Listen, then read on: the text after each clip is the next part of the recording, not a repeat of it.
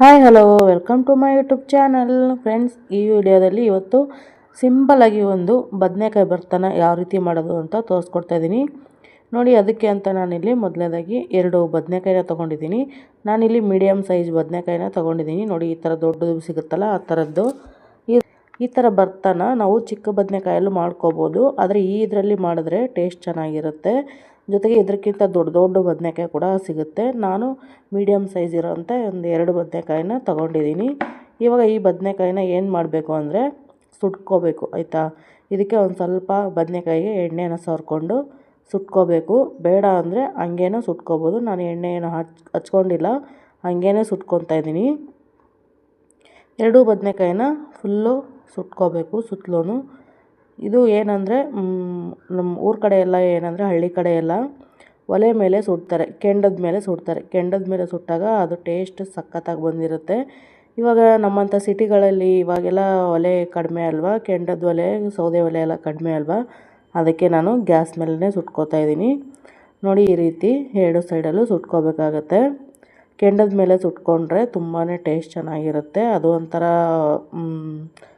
Taste ಹಂಗಿರುತ್ತೆ, ಅದು ತಿಂದವ್ರಿಗೆ ಗೊತ್ತಿರುತ್ತೆ, ಹೇಳೋಕ್ಕಾಗಲ್ಲ ಹಂಗಿರುತ್ತೆ. ಇವಾಗ ನಾನು 2 ಬದನೆಕಾಯಿನ ಈ ರೀತಿ ಸುತ್ತಲೂ ಮಧ್ಯ ಎಲ್ಲ ಒಳಗಡೆ ಎಲ್ಲ ಚೆನ್ನಾಗಿ ಬೇಯಬೇಕು. ಅದು ಮೆತ್ತಗಾಗಬೇಕು ಒಳಗಡೆ ಎಲ್ಲ ನೋಡಿ, ಆ ರೀತಿ ಬೇಯಿಸ್ಕೋಬೇಕು. ಬದನೆಕಾಯಿ ಬೇಯ್ತಾ ಬೇಯ್ತಾ ನೋಡಿ, ಈ ಸಿಪ್ಪೆ ಏನಿದೆಯಲ್ಲ ಬ್ಲ್ಯಾಕ್ ಕಲರ್ ಸಿಪ್ಪೆ, ಅದು ಫುಲ್ಲು ಒಂಥರ ಸಿಪ್ಪೆ ಸುಲಿಬೇಕು. ಆ ಥರ ಸುಟ್ಟು ಮೇಲೆ ಒಂಥರ ಚಿಪ್ಪು ಥರ ಎದ್ದೇಳಬೇಕು. ಆ ಥರ ಎದ್ದೇಳೋವರೆಗೂ ಸುಡಬೇಕು. ಇವಾಗ ನೋಡಿ, ನಾನು ಮಧ್ಯಾಹ್ನ ಸುಟ್ಟಾದಮೇಲೆ ಕೆಳಗಡೆ ಸರಿಯಾಗಿ ಸುಡಲ್ಲ ಅಂತ ಹೇಳ್ಬಿಟ್ಟು ಫುಲ್ಲು ಗ್ಯಾಸ್ ಫ್ಲೇಮ್ನ ಹೈಯಲ್ಲಿ ಇಟ್ಬಿಟ್ಟು ಬದನೆಕಾಯಿನ ಹಿಂಗೆ ಮಧ್ಯದಲ್ಲಿ ಮೇಲೆ ಎತ್ತಿ ಇಟ್ಟಿದ್ದೀನಿ ಆಯಿತಾ. ಈ ರೀತಿ ಇಟ್ಕೊಂಡು ಬೇಯಿಸ್ಕೊಳ್ಳಿ. ಈ ಕಡೆ ಗ್ಯಾಸ್ ಎಲ್ಲ ಸುಮ್ಮನೆ ವೇಸ್ಟ್ ಆಗುತ್ತೆ ಅಂತ ಒಂದು ಬದನೆಕಾಯಿನ ಸೈಡಲ್ಲಿ ಇಟ್ಟಿದ್ದೀನಿ. ಒಂದೊಂದೇ ಕ್ಲೀನಾಗಿ ಬೇಯಿಸ್ಕೋಬೋದು ನೋಡಿ. ಇಲ್ಲಿ ಸಿಪ್ಪೆ ಬಿಡ್ತಾ ಇದೆಯಲ್ಲ, ಈ ರೀತಿ ಬಿಡೋ ಥರ ಬೇಯಿಸ್ಕೋಬೇಕಾಗತ್ತೆ. ಎರಡನ್ನೂ ಚೆನ್ನಾಗಿ ಸುಟ್ಕೋಬೇಕಾಗುತ್ತೆ. ಇವಾಗ ನೋಡಿ, 2 ಬದನೆಕಾಯಿನ ನಾನು ಸುಟ್ಕೊಂಡಿದ್ದೀನಿ. ಸುಟ್ಕೊಂಡು ಒಂದು ತಟ್ಟೆಗೆ ಹಾಕ್ಕೊಂಡಿದ್ದೀನಿ. ಈ ರೀತಿ ಒಂದು ಸ್ವಲ್ಪ ತಣ್ಣಗಾಕ್ಬಿಡ್ಬೇಕು. ತಣ್ಣಗಾದ್ಮೇಲೆ ನೋಡಿ, ತಾನಾಗೇ ಎಲ್ಲ ಬರ್ತಾಯಿದೆ ಮೇಲ್ಗಡೆ ಬ್ಲ್ಯಾಕ್ ಕಲರ್ ಅಂತ ಎಲ್ಲ ಸಿಪ್ಪೆ ತಾನಾಗೆ ಹಿಂಗೆ ಸ್ವಲ್ಪ ಕೈ ಹಾಕಿ ಎತ್ತಿದ್ರೆ ಸಾಕು, ಅದೇ ಬರ್ತಾಯಿದೆ.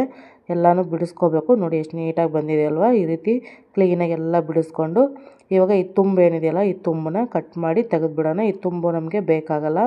ಇದು ಪಲ್ಯ ಸಾಂಬಾರು ಅಥವಾ ಏನಾದರೂ ಮಾಡಿದಾಗ ಯೂಸ್ ಮಾಡ್ಕೋಬೋದಾಗಿತ್ತು, ಆದರೆ ಈ ಭರ್ತಕ್ಕೆ ತುಂಬನ ನಾವು ಯೂಸ್ ಮಾಡಲ್ಲ, ಬೇಡ ಇದು ನಮಗೆ. ಇವಾಗ ಅದನ್ನೆಲ್ಲ ತೆಗೆದು ಬಿಸಾಕಿ ಇವಾಗ ನೋಡಿ, ಬದನೆಕಾಯಿನ ಓಪನ್ ಮಾಡಿ ತೋರಿಸ್ತಾ ಇದ್ದೀನಿ ನೋಡಿ, ಎಷ್ಟು ಚೆನ್ನಾಗಿ ಒಳಗಡೆ ಎಲ್ಲ ಬೆಂದಿದೆ ಅಂತ. ತುಂಬ ಚೆನ್ನಾಗಿ ಬೆಂದಿದೆ. ಇವಾಗ ನಾನು ಇದನ್ನು ಒಂದು ಚಾಕು ತೊಗೊಂಡು ಹಾಗೇ ಸ್ವಲ್ಪ ಕಟ್ ಮಾಡ್ಕೊತಾ ಇದ್ದೀನಿ ನೋಡಿ. ಈ ರೀತಿ ಕಟ್ ಮಾಡ್ಕೋಬೇಕು. ಈ ಥರ ಕಟ್ ಮಾಡಿಕೊಂಡ್ರೆ ಕೈಯಲ್ಲಿ ಕಿವುಚಿ ಇದು ಮಾಡೋದಕ್ಕಿಂತ ಈ ರೀತಿ ಕಟ್ ಮಾಡಿಕೊಂಡ್ರೆ ಚೆನ್ನಾಗಿ ಸಣ್ಣಗಾಗುತ್ತೆ. ಆವಾಗ ತಿನ್ನೋಕ್ಕೂ ಚೆನ್ನಾಗಿರುತ್ತೆ. ಆವಾಗ ದೊಡ್ಡ ದೊಡ್ಡ ಪೀಸು ಬಾಯಲ್ಲಿ ಸಿಗೋದಿಲ್ಲ. ಈ ರೀತಿ ಕಟ್ ಮಾಡಿಕೊಂಡ್ರೆ ಮೆತ್ತಗೆ ತುಂಬ ಚೆನ್ನಾಗಿರುತ್ತೆ ಅಲ್ವಾ. ಕಟಿಂಗ್ ಚೆನ್ನಾಗಿ ಬರುತ್ತೆ, ಮೆತ್ತಗಾಗುತ್ತೆ, ತಿನ್ನೋಕ್ಕೆ ತುಂಬ ಚೆನ್ನಾಗಿರುತ್ತೆ. ಕೈಯಲ್ಲಿ ಕಿವುಚೋ ಅಂಥ ಅವಶ್ಯಕತೆ ಇರೋದಿಲ್ಲ. ಇವಾಗ ಎಲ್ಲ ನಾನು ಕಟ್ ಮಾಡಿ ರೆಡಿ ಮಾಡಿ ಒಂದು ಬೌಲ್ಗೆ ಹಾಕಿ ಇಟ್ಕೊಂಡಿದ್ದೀನಿ. ಇವಾಗ ಈ ಬೌಲ್ಗೆ ನಾನು ಈಗ 1 ಈರುಳ್ಳಿನ ಸಣ್ಣಗೆ ಹೆಚ್ಚಿ ಇಟ್ಕೊಂಡಿದ್ದೀನಿ. ಆದಷ್ಟು ಈರುಳ್ಳಿನ ಸಣ್ಣಗೆ ಹೆಚ್ಚಿ ಇಟ್ಕೊಂಡು ಈಗ ಬದನೆಕಾಯಿ ಹಾಕಿರೋ ಬೌಲ್ಗೆ ಹಾಕ್ಕೊಂಡಿದ್ದೀನಿ. ನೆಕ್ಸ್ಟ್ ಇದಕ್ಕೆ ರುಚಿಗೆ ತಕ್ಕಷ್ಟು ಉಪ್ಪನ್ನ ಹಾಕ್ಕೊಂಡಿದ್ದೀನಿ. ನೆಕ್ಸ್ಟ್ ನಾನಿಲ್ಲಿ ಒಂದು ಸ್ವಲ್ಪ ಕೊತ್ತಂಬರಿ ಸೊಪ್ಪನ್ನು ಸಹ ಕಟ್ ಮಾಡಿ ಹಾಕ್ಕೊಂಡಿದ್ದೀನಿ. ಇನ್ನೊಂದು ಕಡೆ ನಾನು ಒಲೆ ಮೇಲೆ ಒಂದು ಬಾಣಲೆನ ಇಟ್ಕೊಂಡಿದ್ದೀನಿ. ಏನಕ್ಕಪ್ಪ ಅಂದರೆ ಇದಕ್ಕೆ ಒಂದು ಸ್ವಲ್ಪ ಹಸಿಮೆಣಸಿನ್ಕಾಯಿ ಮತ್ತು ಸಿಪ್ಪೆ ಬಿಡಿಸಿರೋಂಥ ಒಂದು 5ರಿಂದ 6 ಎಸಳು ಬೆಳ್ಳುಳ್ಳಿನೂ ಸಹಿತ ನಾನು ಸ್ವಲ್ಪ ಇಲ್ಲಿ ಹುರ್ಕೋತಾ ಇದ್ದೀನಿ. ಒಂದು ಬಾಣಲೆಯಲ್ಲಿ ಒಂದು ಸ್ವಲ್ಪ ಎಣ್ಣೆ ಹಾಕಿ ಹುರ್ಕೋಬೋದು, ಇಲ್ಲ ಹಂಗೇನೂ ಹುರ್ಕೋಬೋದು. ನಾನು ಎಣ್ಣೆ ಬೇಡ ಅಂತ ಹಂಗೆ ಡ್ರೈ ಆಗೇ ಮಾಡ್ತಾಯಿದ್ದೀನಿ. ತುಂಬ ಚೆನ್ನಾಗಿರುತ್ತೆ ನೋಡಿ. ಈ ರೀತಿ ಸ್ವಲ್ಪ ಬ್ಲ್ಯಾಕ್ ಆಗೋವರೆಗೂ, ಸ್ವಲ್ಪ ಬಿಸಿ ಆಗೋವರೆಗೂ ಸ್ವಲ್ಪ ಹಸಿಮೆಣ್ಸಿನ್ಕಾಯಿ ಮತ್ತು ಬೆಳ್ಳುಳ್ಳಿನ ನಾವು ಚೆನ್ನಾಗಿ ಬಿಸಿ ಮಾಡ್ಕೋಬೇಕು. ಈ ಬಿಸಿ ಮಾಡ್ಕೊಂಡಾದ್ಮೇಲೆ ಇವನ್ನ ನಾವಿವಾಗ ಒಂದು ಪ್ಲೇಟ್ಗೆ ತೆಗೆದಿಟ್ಕೊಂಡಿದ್ದೀನಿ. ಇವಾಗ ನೋಡಿ, ಒಂದು ಅರ್ಧ ಸ್ಪೂನು ಜೀರಿಗೆನೂ ನಾನು ತೊಗೊಂಡಿದ್ದೀನಿ ಇದ್ರ ಜೊತೆಗೆ. ಇವಾಗ ನಾನಿಲ್ಲಿ ಒಂದು ಕುಟಾಣಿ ತೊಗೊಂಡಿದ್ದೀನಿ. ಕುಟಾಣಿನ ಕ್ಲೀನಾಗಿ ತೊಳೆದು ಇಟ್ಕೊಂಡಿದ್ದೀನಿ. ಅದಕ್ಕೆ ನಾನಿಲ್ಲಿ ಹಸಿಮೆಣ್ಸಿನ್ಕಾಯಿ, ಬೆಳ್ಳುಳ್ಳಿ ಹುರಿದಿರೋ ಅಂಥದ್ದು ಮತ್ತು ಒಂದು ಅರ್ಧ ಸ್ಪೂನು ಜೀರಿಗೆ ತೊಗೊಂಡಿದ್ನಲ್ಲ, ಇದನ್ನೆಲ್ಲ ಹಾಕ್ಕೊಂಡು ಕುಟ್ಕೋತಾ ಇದ್ದೀನಿ. ನೀವು ಬೇಕಾದರೆ ಮಿಕ್ಸಿಗೆ ಹಾಕ್ಕೋಬೋದು, ಇಲ್ಲಾಂದರೆ ಈ ರೀತಿ ಒಂದು ಕುಟಾಣಿಲಿ ಹಾಕ್ಕೊಂಡು ಕುಟ್ಕೊಂಡ್ರೆ ಚೆನ್ನಾಗಿರುತ್ತೆ. ಸಣ್ಣಗೆ ಈ ರೀತಿ ಅಂದರೆ ಫುಲ್ಲು ಪೇಸ್ಟ್ ಥರ ಅಲ್ಲ, ಒಂದು ಸ್ವಲ್ಪ ಅರ್ಧಂಬರ್ಧ ಕುಟ್ಕೋಬೇಕು. ಈ ರೀತಿ ಕುಟಾಣಿಯಲ್ಲಿ ಕುಟ್ಟಿ ಹಾಕೋದ್ರಿಂದ ಅದು ಒಂಥರ ಟೇಸ್ಟ್ ತುಂಬ ಚೆನ್ನಾಗಿರುತ್ತೆ. ಇವಾಗ ನಾನು ಕೊಟ್ಟಿರೋದೆಲ್ಲದನ್ನು ಇದಕ್ಕೆ ಹಾಕ್ಕೊಳ್ತಾ ಇದ್ದೀನಿ ಬದನೆಕಾಯಿಗೆ. ಇವಾಗ ನೀವು ಇದಕ್ಕೆ ಒಂದು ಸ್ವಲ್ಪ ಬೇಕಂದರೆ ಒಂದು ಸ್ವಲ್ಪ ಬಿಸಿ ಕಾಯಿಸಿರೋ ಎಣ್ಣೆ ಅಥವಾ ತುಪ್ಪ ಏನಾದರೂ ಒಂದು ಹಾಕ್ಕೋಬೋದು. ಅದಕ್ಕೆ ನಾನಿಲ್ಲಿ ತುಪ್ಪ ಎಣ್ಣೆ ಯಾವುದೂ ಯೂಸ್ ಮಾಡಿಲ್ಲ ಸ್ಟಾರ್ಟಿಂಗಿಂದ. ನಿಮಗೆ ಬೇಕಂದರೆ ನೀವು ಆ್ಯಡ್ ಮಾಡ್ಕೋಬೋದು. ನಾನಿವಾಗ ಎಲ್ಲನೂ ಹಾಕ್ಕೊಂಡು ಇವಾಗ ಇದನ್ನೊಂದು ಚೆನ್ನಾಗಿ ಒಂದು ಮಿಕ್ಸ್ ಕೊಡ್ತಾಯಿದ್ದೀನಿ.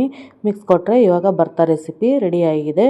ಈ ಭರ್ತಾ ರೆಸಿಪಿ ಏನಾದರೂ ನಿಮ್ಗೆ ಇಷ್ಟ ಆಗಿದರೆ ಪ್ಲೀಸ್ ನಮ್ಮ ಚಾನಲ್ನ ಸಬ್ಸ್ಕ್ರೈಬ್ ಮಾಡಿಕೊಂಡು ಸಪೋರ್ಟ್ ಮಾಡಿ ಅಂತ ಕೇಳ್ತಾ, ಹಾಗೆ ವಿಡಿಯೋ ಇಷ್ಟ ಆಗಿದರೆ ಲೈಕ್ ಮಾಡಿ, ಶೇರ್ ಮಾಡಿ, ಕಮೆಂಟ್ ಮಾಡಿ. ಹೊಸಬರು ನೋಡ್ತಾ ಇದ್ದರೆ ಪ್ಲೀಸ್ ಚಾನಲ್ನ ಸಬ್ಸ್ಕ್ರೈಬ್ ಮಾಡ್ಕೊಂಡು ಸಪೋರ್ಟ್ ಮಾಡಿ ಅಂತ ಕೇಳ್ತಾ, ಮತ್ತೊಂದು ಇದೇ ಥರ ವಿಡಿಯೋದಲ್ಲಿ ಸಿಗ್ತೀನಿ. ಇವಾಗ ಹೋಗಿ ಬರ್ತೀನಿ. ವಿಡಿಯೋ ನೋಡಿದ್ದಕ್ಕಾಗಿ ಧನ್ಯವಾದಗಳು. ಸಪೋರ್ಟ್ ಮಾಡ್ತಾಯಿರಿ ಅಂತ ಕೇಳ್ತಾ ಹೋಗಿ ಬರ್ತೀನಿ. Bye bye. Thank you so much.